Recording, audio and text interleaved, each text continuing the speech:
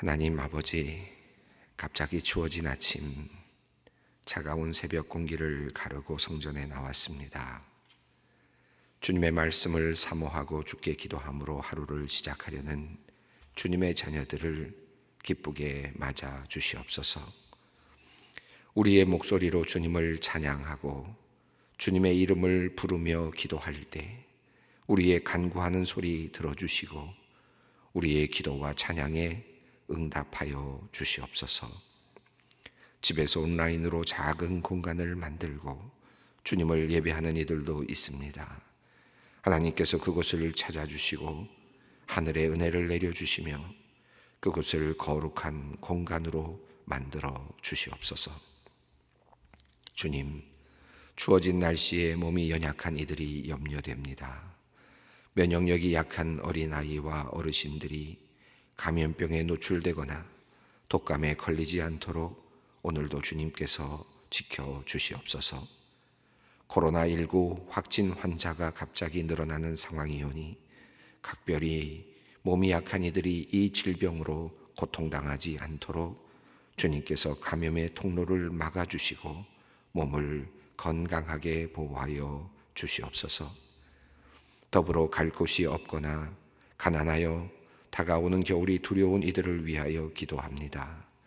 주님, 날이 추워지는 것이 그들에게는 아주 진지하고 무거운 인생의 문제가 됩니다. 거리를 헤매는 이들이 안전한 보금자리로 인도될 수 있게 이끌어 주시고 먹을 것과 입을 것, 난방비가 없는 이들이 실제적인 도움을 받아 이 겨울을 잘 보낼 수 있게 주님 도와주시옵소서. 주님, 이들을 위해 우리가 할 수 있는 일에 우리가 주저하거나 지체하지 말게 하시고 우리에게는 크지 않으나 누구인가에겐 너무나도 절실한 그 한 번의 도움이 바로 지금 오늘 이루어지게 하여 주시옵소서. 하나님, 우리가 기도하면서도 불신앙의 삶을 살 때가 얼마나 많은지, 기도하면서도 하나님의 응답에 대해 살피지 않는 눈을 감은 기도자임을 회개합니다. 몸에 채워진 쇠사슬이 이미 풀어졌는데 옥문이 열리고 또 두 번째 문이 열리고 세 번째 옥문이 열리는데도 자신의 풀려났음을 인지하지 못하였던 베드로처럼 우리는 어둠 속에서 감옥과 같은 자리에서 하나님께서 하나씩 하나씩 우리의 쇠사슬을 풀어주고 계심에도 제대로 알아차리지 못하고 절망 가운데서 울고만 있었던 것은 아닌지 회개하는 마음으로 우리의 삶을 돌아봅니다. 마가라 하는 요한의 집에서 베드로의 석방을 위해 간절히 기도하고 있으면서도 정작 베드로가 돌아왔을 때에는 그 소식을 전하는 여종에게 내가 미쳤다고 말하였던 성도들처럼 우리 역시 기도하면서도 기도의 응답을 보지 못하고 믿지 못하는 불신앙의 사람들임을 회개합니다. 하나님, 우리로 하여금 진정한 기도자가 되게 하여 주시옵소서. 예수님의 이름으로 기도하고 받은 줄로 믿고 감사하는 참된 기도자들이 되게 하여 주시옵소서. 하나님, 이 가을에 선한 성령의 열매들이 우리 가운데 주렁주렁 열렸으면 좋겠습니다. 우리의 인격이 주님의 따뜻한 사랑으로 가득하기 원합니다. 온유한 자가 되었으면 좋겠습니다. 주님의 일에 충성을 다하는 종이 되었으면 좋겠습니다. 기쁨이 넘치고 평화가 가득하고 선행이 몸에 배어 있으며 자신을 돌아보며 절제하는 아름다움이 있는 그런 사람이 되었으면 좋겠습니다. 하나님, 우리의 힘으로는 불가능하지만 주님께서 성령을 통하여 우리를 새롭게 창조하신다면 모든 것이 가능한 줄 믿습니다. 세상이 추구하는 아름다움이 아니라 하나님께서 보시기에 좋은 참된 아름다움을 소유한 주님의 백성들이 되게 하여 주시옵소서. 하나님, 오늘을 두려움으로 시작하는 사람들을 위해 기도합니다. 막막함으로 시작하는 이들도 있습니다. 무의미하게 하루를 시작하는 이들도 있습니다. 지치고 피곤한 상태에서 하루를 시작하는 이들도 있습니다. 하나님, 이들의 시작이 어떠하든지 오늘 하루를 마치는 시간에는 하나님과 함께 있기에 감사가 있게 하시고 기쁨이 넘치게 하여 주시옵소서. 오늘 만나는 이들이 좋은 소식을 나눈 사람들이 되게 하시고 멋진 일을 함께하는 사람들이 되게 하시며 좋은 사건을 만들어내는 사람들이 되게 하여 주시옵소서. 그래서 오늘 하루가 복된 하루, 희망의 하루가 되게 하여 주시옵소서. 하나님, 우리 소망의 성도들을 위하여 기도합니다. 오늘도 일터에서 자신의 일을 하는 많은 성도님들을 하나님의 은혜의 자기장 안에 품어주시기를 원합니다. 그들이 무엇을 하든지 좋은 성과들이 있게 하시고 지혜를 주셔서 모든 문제들을 어려움 없이 풀어내게 하시고 좋은 관계로 마음이 편안하게 하시며 성령님의 은혜로 영원히 평안을 누리게 하여 주시옵소서. 사업을 하는 이들에게도 오늘도 번영과 번성의 복을 내려주시기를 원합니다. 생명력이 왕성하게 하시고 사업의 활력이 넘치게 하여 주시옵소서. 주님께서 다스리시어 날로 커가고 성장해가는 복된 기업들이 되게 하여 주시옵소서. 죄에 대한 깊은 고민을 가지고 주님을 찾은 이들에게는 주님의 위로를 내려주시기를 기도합니다. 불안하고 번민으로 가득한 이들에게는 평화를 내려주시옵소서. 기도의 자리에서 부활하신 주님을 만나는 영적 체험을 허락하여 주시옵소서. 기도의 자리가 늘 행복한 우리 소망의 성도님들이 되게 하여 주시옵소서. 옥문이 열린 기적, 베드로에게 일어난 기적을 말씀을 통해 배우며 우리 성도들 가운데 갇힌 이들을 위해 기도합니다. 하나님께서 쇠사슬이 매인 곳에 주님의 사자를 보내어 주시고 석방과 자유, 해방의 기적을 베풀어 주시옵소서. 오늘도 주님의 말씀을 받습니다. 열린 마음으로 듣게 하시고 기쁨으로 말씀을 취하게 하시며 진실함으로 말씀을 실천하게 하여 주시옵소서. 성령님의 역사하심을 간절히 구하오며 우리 주 예수 그리스도의 이름으로 기도드리옵나이다. 아멘. 오늘 주시는 말씀입니다. 사도행전 12장 20절로 25절 말씀, 사도행전 12장 20절로 25절 말씀을 우리가 함께 봉독하겠습니다. 헤롯이 두로와 시돈 사람들을 대단히 노려워하니 그들의 지방이 왕국에서 나는 양식을 먹는 까닭에 한 마음으로 그에게 나와 왕의 침소를 맡은 신하 블라스도를 설득하여 화목하기를 정한지라. 헤롯이 나를 택하여 왕복을 입고 단상에 앉아 백성에게 연설하니 백성들이 크게 부르되 이것은 신의 소리요 사람의 소리가 아니라 하거늘 헤롯이 영광을 하나님께로 돌리지 아니하므로 주의 사자가 곧 친히 벌레에게 먹혀 죽으니라. 하나님의 말씀은 흥왕하여 더하더라. 바나바와 사울이 부조하는 일을 마치고 마가라 하는 요한을 데리고 예루살렘에서 돌아오니라.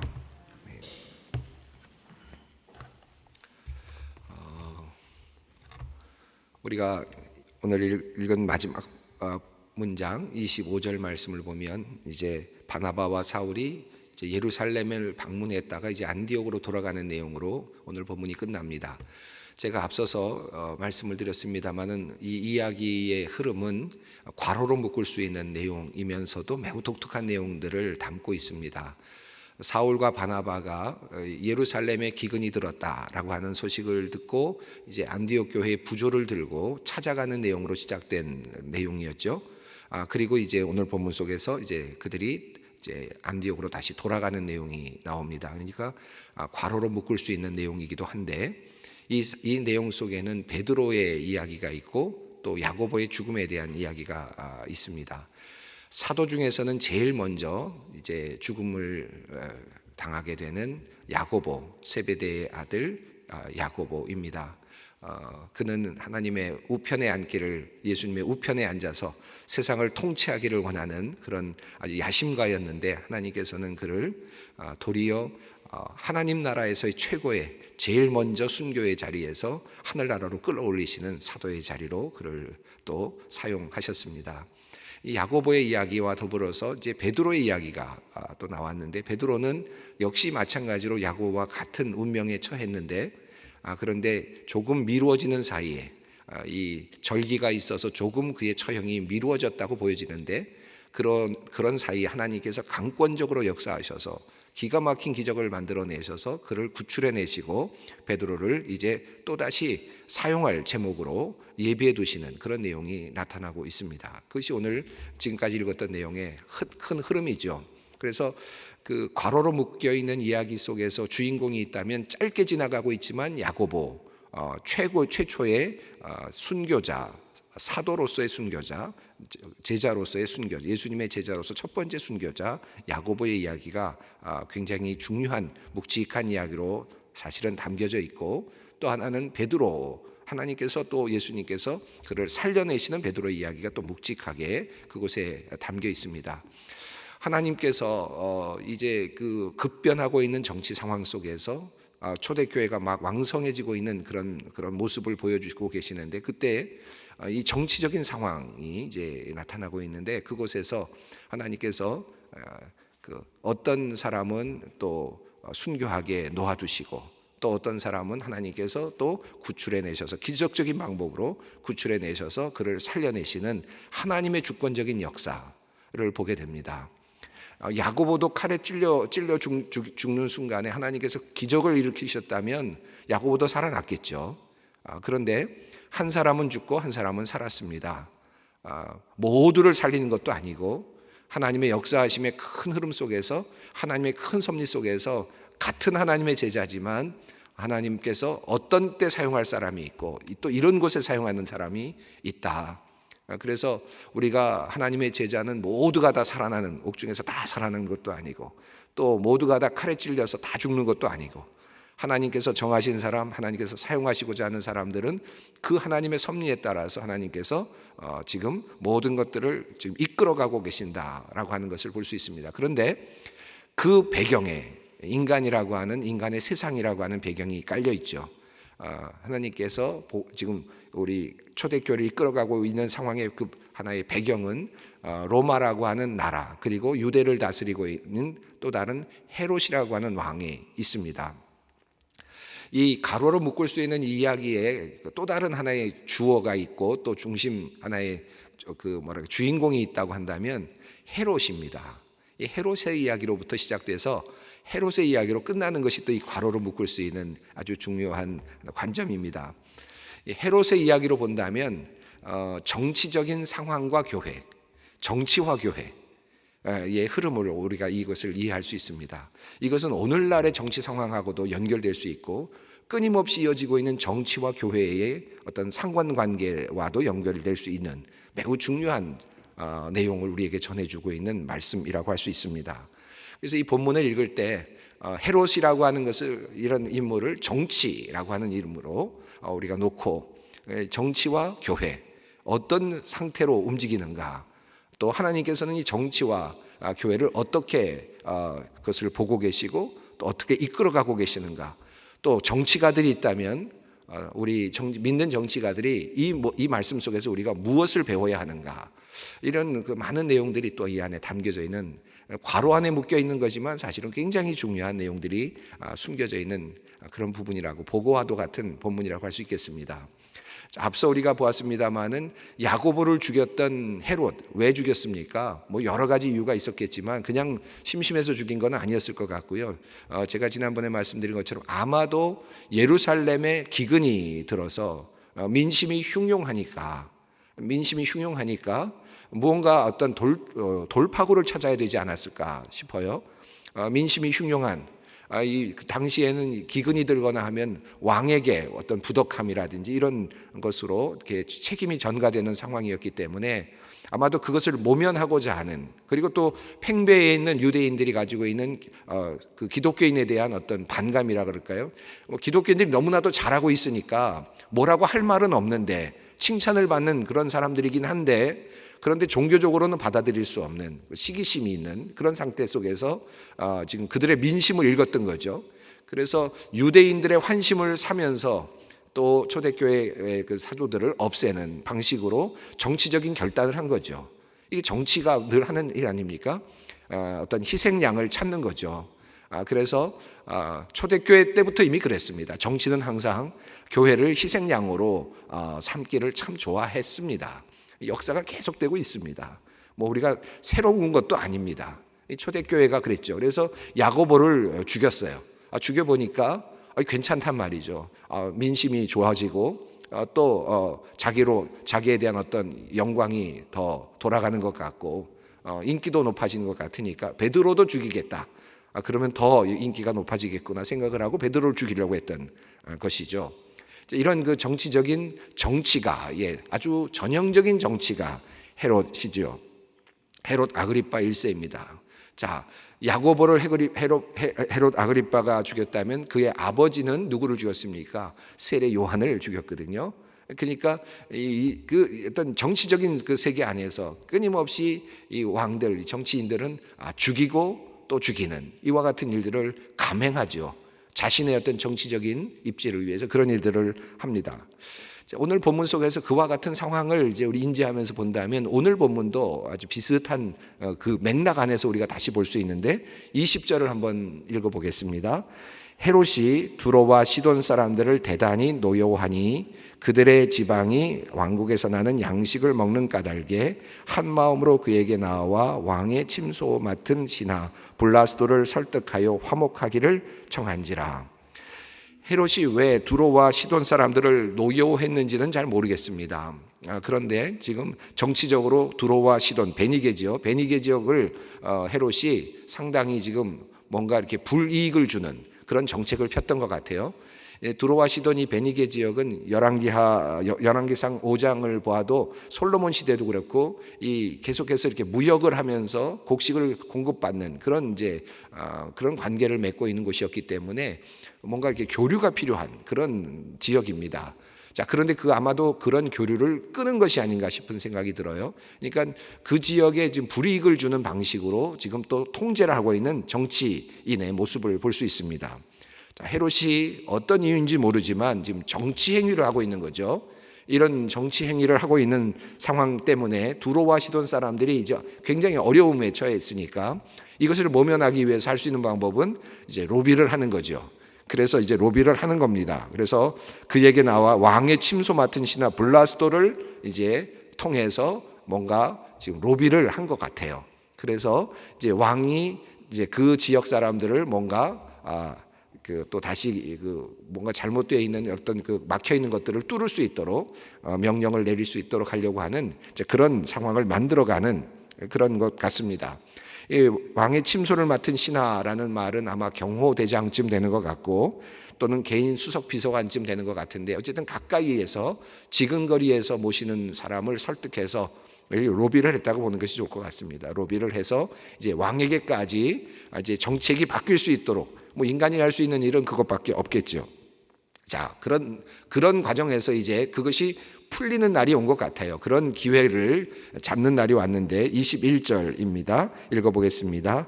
헤롯이 나를 택하여 왕복을 입고 단상에 앉아 백성에게 연설하니. 나를 정했다라는 말이 나오는데 이 가이사랴에서 나를 정했다라고 한다면 역사가들은 대략 두 가지를 봅니다. 첫 번째는 가이사랴를 건설한 그러니까 그 왕을 로마의 왕을 이제 기념하면서 가이사랴를 지었지 않습니까? 그러니까 그것을 기념하는 그런 기념일, 가이사랴 도시를 건설한 기념일로 5년마다 한 번씩 특별한 축제가 있었다 그래요. 그것이 3월 5일 날 이루어지곤 했다고 하는데 아마도 그날 중에 하나일 것이다라고 보기도 하고 또는 그 황제의 생일날인 8월 1일이 아니었을까. 둘 중에 하나 이제 큰 모임이 있었다고 봅니다. 둘 중에 하나 그날에 이제 헤롯이 이제 왕복을 입고 아마도 가이사랴에 많은 사람들을 모았을 텐데 그때 지방 각 귀족들이 다 같이 가이사랴에 와서 축하 이제 조문을 했겠죠. 인사를 하고 이렇게 했을 텐데 그때 모든 백성들이 있는 자리에서 연설을 이제 하는 겁니다. 그때도 아마 과거 같으면 두로와 시돈 사람들이 초대가 되지 않았을 수도 있겠지만 이제는 초대가 됐을 거죠. 이런 이제 하나의 정치적인 변수들이 일어났다고 볼 수 있겠습니다. 자, 단상에 앉아서 백성에게 연설을 합니다. 자, 그 연설을 듣고 이제 사람들이 환호하는 장면이 나오는 22절 말씀입니다. 백성들이 크게 부르되 이것은 신의 소리요 사람의 소리가 아니라 하거늘. 자, 완전히 신으로 숭상하는 거죠. 이제 황제가 민심을 다스리는 정도를 넘어서 황제가 이제 신이 되는 겁니다. 아주 인간적으로는 아주 적절한 정치 행위를 했다고 보여지겠죠. 정치하는 사람들이 본다면 교과서와 같은 일을 했을지도 모르겠습니다. 조금 마음에 안 드는 사람들을 아주 강하게 압박해서 그들도 어쩔 수 없이 고개를 숙이고 돌아오게 만드는 정치 행위, 또 위기의 순간에 그것을 타개해 나가는 정치 행위, 아주 대단한 정치 행위를 하고 있는 모습이고, 그러한 정치 행위를 통해서 그가 신격화되는 그런 자리까지 올라가는 것을 볼 수 있습니다. 그래서 결국은 그가 어떤 이야기를 듣습니까? 데우포네라고 한 소리를 듣습니다. 그러니까 신의 소리다 라고 하는 소리를 듣고, 사람의 소리가 아니다, 이런 위치까지 이제 올라가는 것이죠. 자, 23절 읽어봅니다. 헤롯이 영광을 하나님께로 돌리지 아니하므로 주의 사자가 곧 친히 벌레에게 먹혀 죽으니라. 헤롯이 영광을 하나님께 돌리지 아니하므로, 이 말을 우리가 어떻게 해석할 것인가? 세상 군주가, 하나님을 알지 못하는 존재가 하나님께 영광을 돌리지 않는다는 것이 무슨 큰 죄가 되겠습니까? 사실은 어찌 보면 하나님을 모르는 인간이 하나님께 영광 돌릴 필요가 없지요. 그렇지 않겠습니까? 그런데도 헤롯이 영광을 하나님께 돌리지 아니하였다라는 말을 했단 말이죠. 성경이 이 말을 어떻게 해석할 것이냐? 하나님을 모르지만 신의 존재, 자기 자신이 신의 존재가 되는 그 자리에 올라가는 그 자체가 하나님께 영광을 돌리지 아니하는 것이죠. 그러니까 다시 말하면 그가 신격화되는 그 자리에 올라서는 순간 그것은 하나님의 진노의 자리에 서게 되는 것이다. 어떠한 정치가도 마찬가지입니다. 이것은 하나님의 진노의 자리에 들어서는 것이다 라고 볼 수 있겠습니다. 헤롯이 그 단계까지 지금 올라가고 있는 것을 볼 수 있습니다. 주의 사자가 친히 벌레에게 먹혀 죽으니라, 이렇게 되어 있습니다. 어떤 벌레에게 먹혀 죽었는지 이것에 대해서 많은 분들이 굉장히 궁금해합니다. 벌레가 와서 잡아먹었다는 말은 하나의 비유적인 표현인데, 당시에 여러 가지들을 이제 종합해서 여러 가지 설들이 참 많습니다. 근데 이 벌레에 먹혀 죽으니라고 하는 이 헤롯에 대한 이야기는 역사학자인 요세푸스의 이야기에서 참 재미있는 내용들이 보완적으로 나타납니다. 마치 소설 같은 이야기인데, 아마 여러분 읽으신 분들도 계실 거예요. 고대 역사 엔티퀴티스에서 그분의 책에서 18장, 19장에 이어지는 그 부분에서 이제 그 예수님에 관련된 그 역사 이야기들이 이제 소개되고 있는 부분이 있는데, 거기에 이제 그 헤롯 아그리파 왕의 그 마지막 죽음에 대한 이야기가 소개되고 있습니다. 그때 가이사랴에서 그 큰 축제일이 있었는데, 그 요세푸스에 의하면 지방 관리들이 참석을 했고, 그 둘째 날 이 헤롯이 은으로 되어 있는, 완전히 순은으로 되어 있는 옷을 입고 그 백성들 앞에 등장을 했다라고 그렇게 되어 있습니다. 그래서 흰 그 은색 아주 반짝반짝한 순은으로 되어 있는 옷을 입고 등장하니까 해가 비치면서 해가 반사가 되면서 완전히 그 햇빛과 같은 그런 형상이 나타났겠죠. 그러니까 사람들이 환호하면서 놀라면서 아주 완전히 이제 경탄을 하는 이제 그런 거죠. 그러면서 이제 이거는 신이다, 신이 나타났다라고 하면서 왕을 막 축켜 세우는 이제 그런 아주 최고의 그 신적인 단계까지 올라간 모습이 나타납니다. 자, 그러면서 그분이 이제 그렇게 막 신적인 어떤 환호를 받으면서 자리에 이렇게 왕좌에 앉는 자리 옆에 나무 이렇게 아마 어떤 대가 있었던 것 같은데, 그 나무에서 대를 보는 순간 거기에 부엉이가 앉아 있는 것을 보았다는 거예요. 그런데 그것을 보는 순간에 그는 어떤 마음을 갖느냐, 이것이 신의 저주라는 사실을 깨닫습니다. 왜 깨닫게 되느냐 하면, 요세푸스에 의하면 그가 언젠가 그 디베리오의 명령으로 그가 잡혔던 때가 있었답니다. 그 헤롯이 잡혀서 죽을 뻔한 위기에서 이제 또 풀려나서 왕이 헤롯이 이제 그 생명을 유지하게 됐는데, 몇 년 전에 그가 죽을 뻔하였을 때, 완전히 죽을 수 있는 그 자리에서 형장으로 끌려가는 자리에서 그가 어떤 죄수로부터 이제 이런 이야기를 듣는데, 그때 마침 그 마지막 그 형장에서 그 형벌을 받는 그 자리에서 부엉이가 그 줄에 앉아 있는 걸 보게 됩니다. 몇 년 전의 일이었죠. 그걸 보게 되니까 그 옆에 있는 어떤 그 사람이 예언자처럼 말하기를 저 부엉이가 당신에게는 행운이다. 그러면서 뭐라고 얘기하냐면 당신이 살아날 거다. 예언을 해주는 거죠. 그리고 말하기를 뭐라고 얘기했느냐 하면 그러나 저 부엉이를 당신이 다시 보게 된다면 당신은 닷새 안에 죽을 것이다. 이런 이제 이야기를 했다는 게 이제 요세푸스의 길에 나오죠. 그래서 그가 이제 그런 이야기를 듣고 살아났는데 다음에 그가 왕좌에 앉는 순간에 거기에 부엉이가 있는 것을 보는 거죠. 그러면서 즉각적으로 이건 신의 저주다라는 것을 느끼는 순간 병에 걸려서 닷새 안에 죽었다. 즉 그런 이야기예요. 이게 요세푸스가 전하는 이야기입니다. 그때 요세푸스가 부엉이를 이야기하면서 표현한 단어가 앙겔로스입니다. 사자라고 하는 표현을 씁니다. 뭐 우연인지 아닌지 모르지만 23절을 보면 주의 사자가 곧 친히 이렇게 되어 있어요. 주의 사자도 앙겔로스, 성경의 앙겔로스입니다.